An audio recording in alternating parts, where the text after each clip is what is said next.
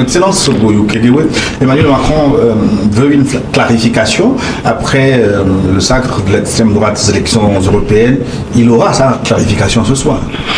Dans tous les cas, moi, je n'aime pas trop m'ingérer dans les politiques intérieures des pays. Emmanuel Macron, qu'il perde ou qu'il gagne ses législatives, va continuer à gérer la France parce qu'il gère la France depuis 2 ans sans majorité claire à l'Assemblée. C'est pourquoi il recourt au 49-3. Après les législatives d'aujourd'hui, je crois que 49-3 n'est pas mort. Il va continuer à l'exploiter et il va devenir plus cruel, comme il s'est montré d'ailleurs envers les gilets jaunes hier et avant-hier et hier envers les marcheurs contre la retraite. Donc Macron n'a rien à perdre. Au contraire, il aura une occasion de durcir son pouvoir, puisque lui-même n'hésite pas à claironner qu'il y aura guerre civile. Et il va faire sa guerre civile qui contre qui? Ça veut dire qu'il a déjà préparé le pire pour la France, mais là n'est pas mon problème, c'est la France, ils n'ont qu'à se gérer comme ils veulent. À partir du moment où nous leur demandons de nous laisser gérer nos pays comme nous voulons, on ne veut pas s'ingérer de comment eux ils vont gérer leur pays. Maintenant, est-ce que l'arrivée de Marine Le Pen ou d'un autre, de Jordan Bardella va changer quelque chose? Non. Est-ce que Macron va partir avec les criminels comme Général Lecointre, à qui on étale encore le tapis rouge dans les dernières colonies françaises? Je n'aime pas citer le Bénin. J'ai dit on lui étale le tapis rouge dans une des dernières colonies françaises sur la côte, comment on dit ça, de l'Ouest africaine. Donc, s'il part avec toutes ces ordures, si Macron peut partir avec toutes les ordures qu'il a amenées, les Lecointre, le Drian, mais toute la camarilla des méchants, ceux qui croient que leur avenir ou leur nom, des généraux qui n'ont rien valu, on n'a jamais entendu leur nom, ils sont aujourd'hui sur la touche et pour se faire connaître, ils menacent l'Afrique du matin jusqu'au soir.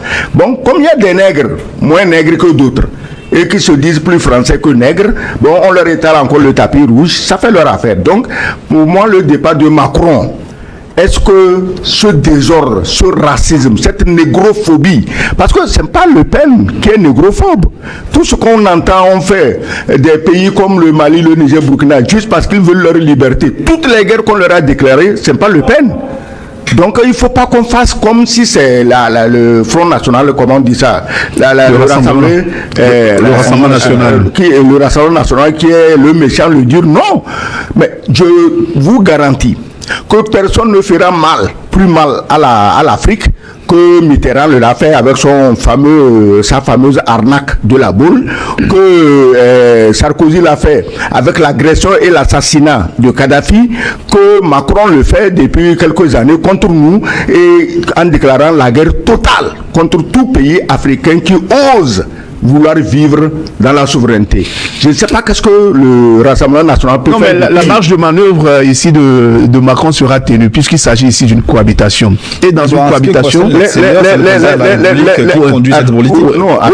président de la République conduit la politique, mais avec l'aval de la primature. C'est une cohabitation. Et la cohabitation, chacun a son rôle. Je n'ai pas encore fini. Au fait, je n'ai pas encore fini. D'accord. J'ai dit que la France n'est pas dirigée par les politiciens, elle est dirigée par les oligarques affiliés à Bruxelles. À Bruxelles prône la patronne mondiale des sorcières, la spécialiste du vol de l'argent Covid et machin.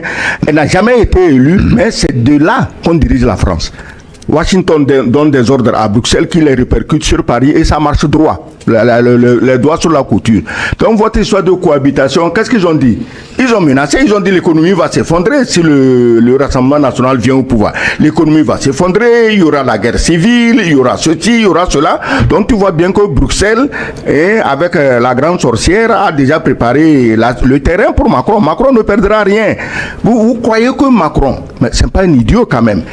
Et ses conseillers, ils savent, quand ils ont dissous l'Assemblée, ils savent où ils allaient, parce qu'ils se sont dit, il vaut mieux qu'on fasse semblant de sauver la démocratie, mais tenir bon, plutôt que qu'on s'arc-boute malgré notre échec aux élections européennes et d'avoir tout le monde dans la rue hurlant contre nous que nous ne sommes pas démocrates. Il a posé un acte démocratique et il va utiliser l'acte démocratique pour mater.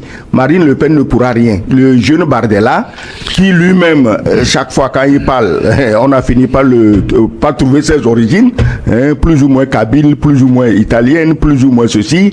Mais donc, le Front National, je reviens pour dire que le départ de Macron n'est bénéfique que s'il part avec tous les loups mal poli qui l'entoure depuis son arrivée au pouvoir contre les Africains. Je dis bien contre les Africains. Bardella ne fera pas pire que Le Drian ou chose. Marine Le Pen ne fera pas pire que la dernière ministre soi-disant des Affaires étrangères, Colonna, qui se promenait avec des sacs d'argent dans certains pays trop corrompus de la côte ouest africaine pour soi-disant acheter les journalistes, acheter les médias. Mais Ananou Soussou, je me demande pourquoi toi on ne t'a pas encore acheté. Je suis pas achetable.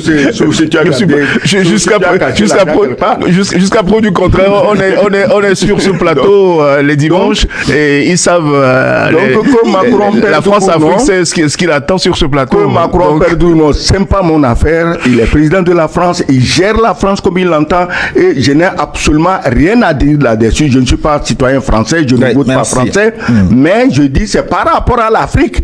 Est-ce que celui qui viendra peut faire pire? Maintenant vous parlez des Africains dehors, les machins dehors.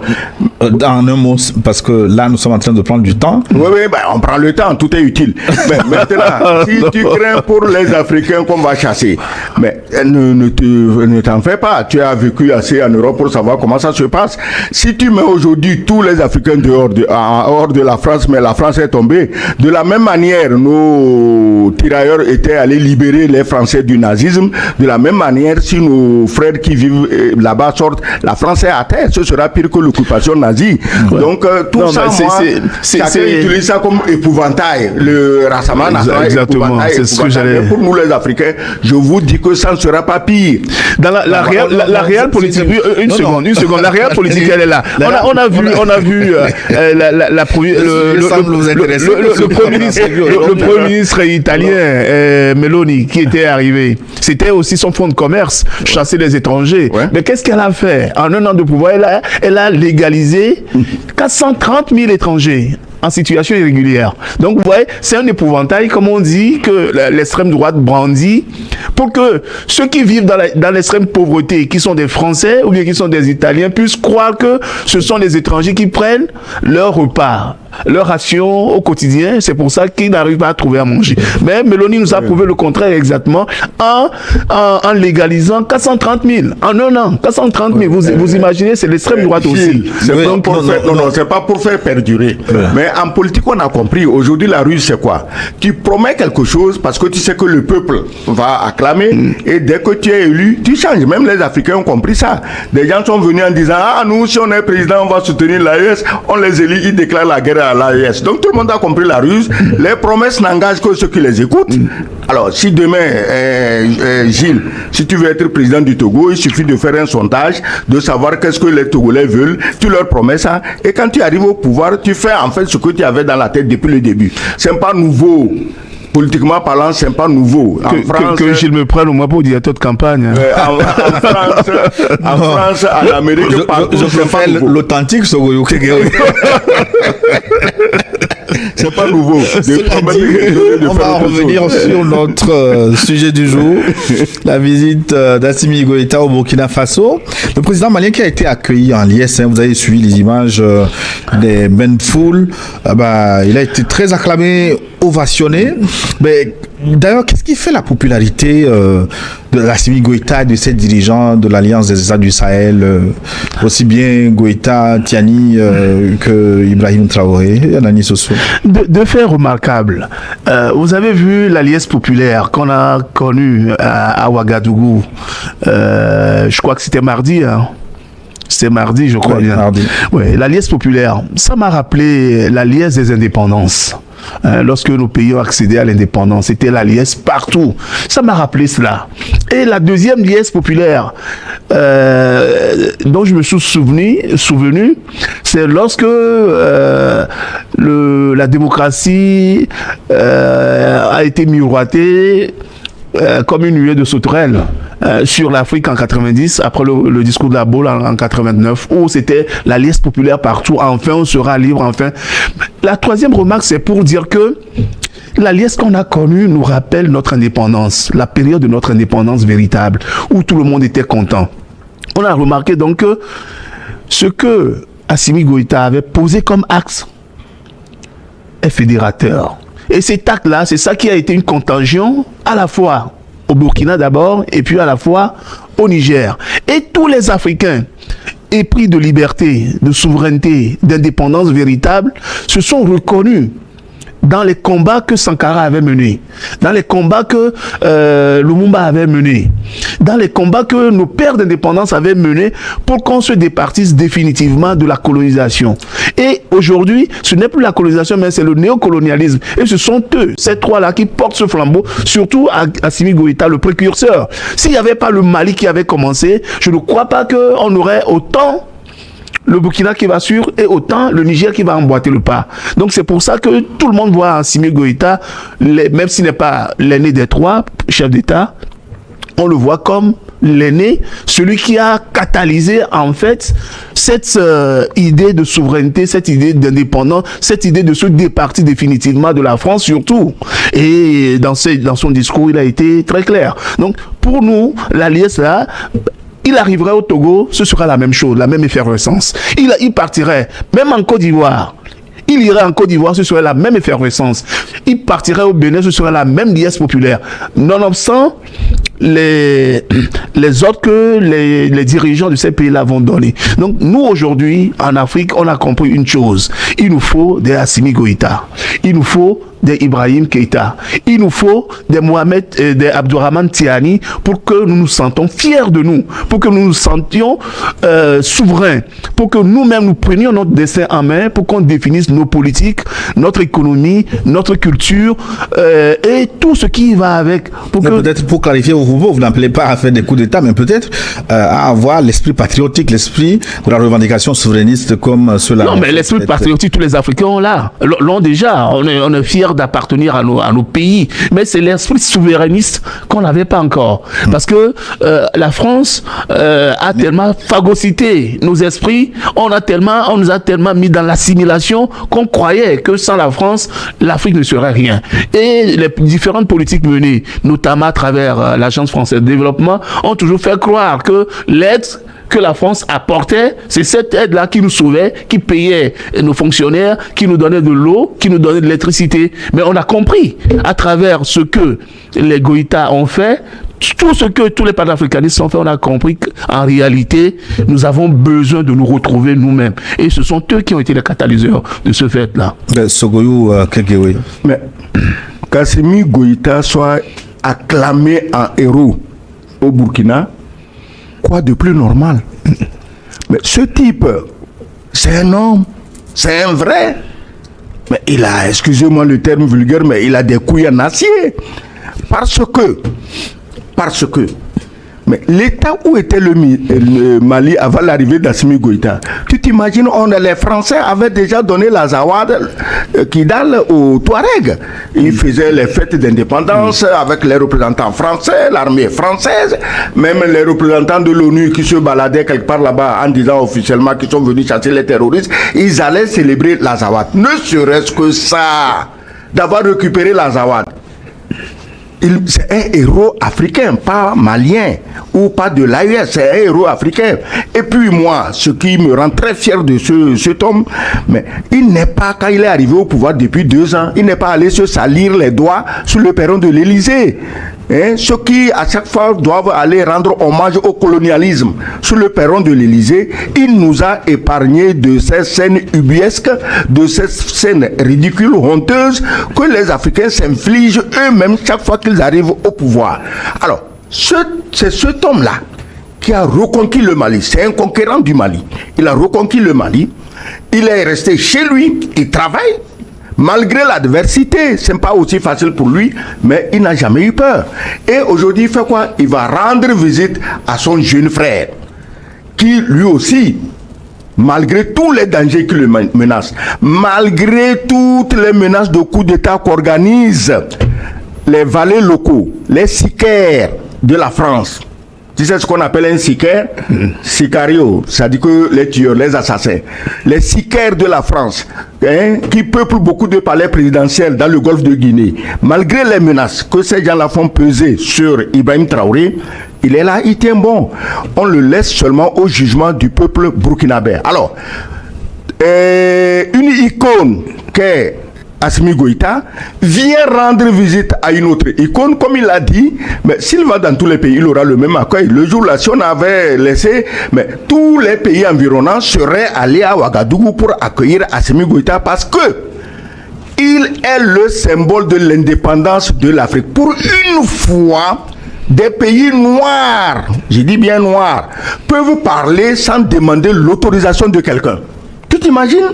Les gens ne perçoivent pas l'importance, le rôle humain que ces gens-là sont en train de jouer pour nous les Africains noirs.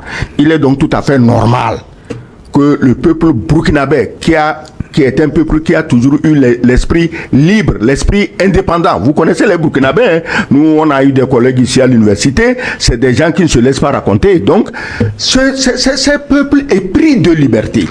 Ces peuples qui ont exporté la liberté en France pendant la guerre en allant libérer les Français, ils se disent, mais nous, on ne peut pas aller libérer les autres et on va continuer à végéter dans la domination, dans le colonialisme. Donc, ces peuples épris de liberté ont eu pour une fois dans leur vie des dirigeants épris de liberté, des dirigeants honnêtes, intègres, combatifs. Parce que ce qui s'est passé dans ces pays, Mali, avec le pauvre Ibeka, Burkina, avec le pauvre roi Christian Kaboré, je ne parle même pas du Niger où le colon était venu lui-même s'asseoir au palais. Donc, ce qui s'est passé, quand tu regardes tous ces anciens présidents qui sont tombés, mais au fait, ce n'est pas leur faute. Puisqu'ils n'avaient même pas le droit de décider de quoi que ce soit. Ils ne pouvaient même pas acheter les armes. Quand ils avaient l'argent, ils commandent les armes, on amène les armes dans un port d'un autre démocratiquement élu, on bloque les armes. C'est-à-dire qu'un nègre démocratiquement élu, c'est pathétique. Donc, dans ce port, on bloque les armes. Mais ces gens, au fait, pour finir, qu'est-ce qu'on leur reproche? Les jeunes ont fait des coups d'État, non pas parce qu'ils reprochaient quelque chose individuellement à ces dirigeants, mais parce qu'ils ont su que ces dirigeants sont de véritables petits esclaves d'une cause maléfique pour l'Afrique, qui utilisent toujours, en contradiction de la Sainte Trinité, comment on dit aujourd'hui, c'est dimanche, non, le Père, le Fils et le Saint-Esprit. Eux, ils utilisent la maléfique trinité qu'est démocratie, droits de l'homme, élection. Et les nègres suivent ça, ils écoutent ça. Avec ça, on vous a dominé, on vous a esclavagisé et vous continuez à répéter ces conneries. Voilà des gens qui veulent nous libérer de ça. Nous sommes tellement fiers d'eux que je trouve normal ce qui s'est passé comme accueil au Burkina pour Assimi Goïta. Ce qui fait encore un peu plus la popularité de ces gens, ce sont les révélations qu'ils ont faites. Après le départ, par exemple, de la France du Mali et après le départ de la MONUSCO. Parce que vous savez, de la MINUSMA plutôt. Assimi Goïta était au front. Et il devrait demander la permission avant d'aller, par exemple, faire des opérations contre les terroristes à Tombouctou, par exemple, ou à Gao. Donc, ils sont venus nous faire ces révélations-là. Alors que nous, personne ne savait dans le temps ce qui se passait. Pourquoi il y avait tout ce tambouréami autour de ces terroristes qu'on n'arrivait pas à vaincre. Alors que pendant plus de 10 ans, les forces européennes étaient là sur le terrain avec les moyens sophistiqués en matière d'écoute et en matière militaire, mais n'arrivaient pas à les vaincre. J'ai eu la confidence d'un casque bleu qui m'a dit qu'ils avaient interdiction de tuer les terroristes exactement. Avec les armes qu'ils avaient. Oui, exactement. Ça se dit sur les réseaux sociaux. Voilà. Bon, jusqu'à recevoir ce témoignage, je n'y croyais pas. Voilà, c'est Assimi Goïta qui est venu pour dire aux Africains, voici ce qui se passe. Voilà pourquoi nous n'arrivons pas à vaincre les terroristes. Voilà pourquoi ceci, voilà pourquoi cela. Et que même si nous avons de l'argent pour commander des armes, on refusait de nous vendre des armes. Mais maintenant que nous avons des partenaires, d'autres partenaires qui nous vendaient des armes, nous arrivons avec leur aide, avec la formation, avec le partage des renseignements, etc. Nous arrivons maintenant à reconquérir. Et Kidal, la reconquête de Kidal était venue expliquer à tous les Africains que ce que Goïta avait dit, c'était pas faux.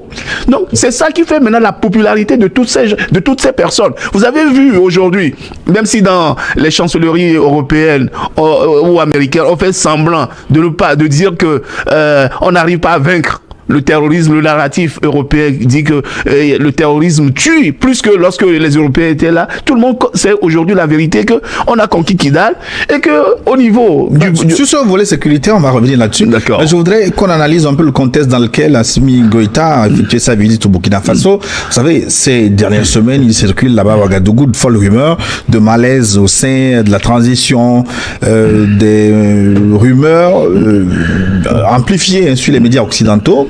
Sogoyou Kegewe, est-ce que cette visite ne ressemble pas à un contre-feu allumé pour couvrir un peu ces rumeurs? Les élections européennes en France ont révélé un mécontentement croissant envers le président Emmanuel Macron et ses politiques.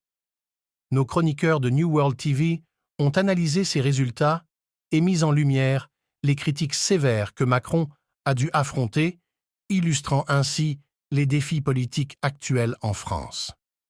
Parallèlement, la visite du président Assimi Goïta au Burkina Faso pour rencontrer le président Ibrahima Traoré a été un moment significatif dans le contexte de coopération régionale. Malgré les tentatives de déstabilisation médiatique par certains médias occidentaux, cette rencontre démontre une volonté ferme de renforcer la solidarité et la stabilité en Afrique de l'Ouest. Nos experts ont décrypté les enjeux de cette visite, soulignant l'importance de la résilience face aux pressions extérieures. Nous vous invitons à partager vos réactions et commentaires sous cette vidéo. N'oubliez pas de vous abonner à notre chaîne pour ne manquer aucune de nos analyses